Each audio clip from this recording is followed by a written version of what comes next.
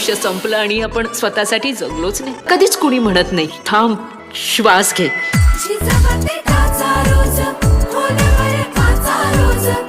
घड्याळाच्या काठावर कसरत तारेवर नवऱ्याची मर्जी